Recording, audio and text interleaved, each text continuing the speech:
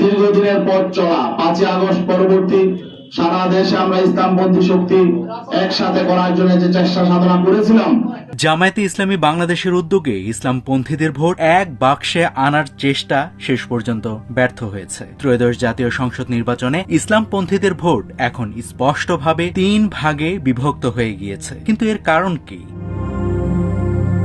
শুক্রবার 11 দলীয় জোটের অন্যতম শরিক ইসলামী আন্দোলন বাংলাদেশ ঘোষণা দিয়েছে এককভাবে নির্বাচন করার। দলটি 268 আসনে নিজেদের প্রার্থী দিয়েছে এবং বাকি 32 আসনে পছন্দের দলের প্রার্থীদের সমর্থন করবে বলেও জানিয়েছে। এতে কার্যত 300 আসনেই তাদের উপস্থিতি বিরাজ করবে ত্রয়োদশ জাতীয় নির্বাচনে।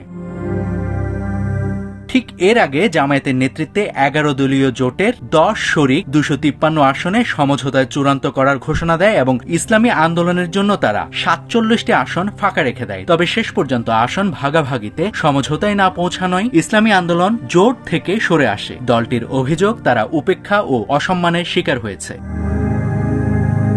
তাই রাজনৈতিক বিশ্লেষকরা বলছেন, নির্বাচনের আগে ইসলামপন্থী রাজনীতি এখন 3টি ভিন্ন ধারায় অবস্থান করছে। সেগুলো হচ্ছে জামায়াতের নেতৃত্বাধীন 10 দলীয় নির্বাচনী ঐক্য, চরমনাই পীরের ইসলামী আন্দোলন এবং বিএনপির নেতৃত্বে যুগপৎ আন্দোলনের শরিক হিসেবে সমঝোতায় যুক্ত 3 ইসলামী দল। নির্বাচন বিশ্লেষকদের মধ্যে এই বিভাজন শুধু নির্বাচনী কৌশল নয়, বরং নেতৃত্ব, আদর্শ ও পারস্পরিক অবিশ্বাসের পুরনো সংকটকে প্রকাশ্যে এনেছে।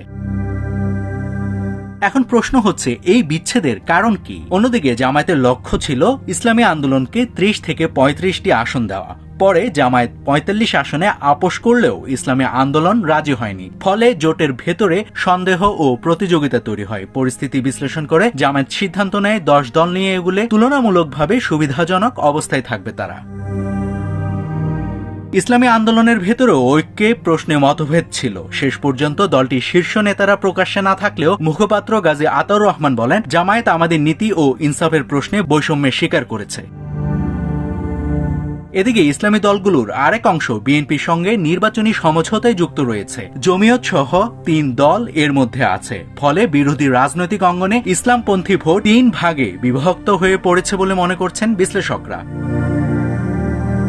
এই বিচ্ছেদ বা বিভক্তি নির্বাচন মাঠে কার পক্ষে যাবে এটা এখনো অনিশ্চিত। তবে বিশ্লেষকরা মনে করছেন, এই বিভাজনে জামায়াতের ঝুঁকি কিছুটা বেশি। কারণ হেফাজত, জমিয়ত ও ইসলামী আন্দোলনের সঙ্গে জামায়াতের দূরত্ব ভোটের মাঠে প্রতিকূল পরিবেশ তৈরি করতে পারে। নাভিদ হাসান, সোনালী নিউজ।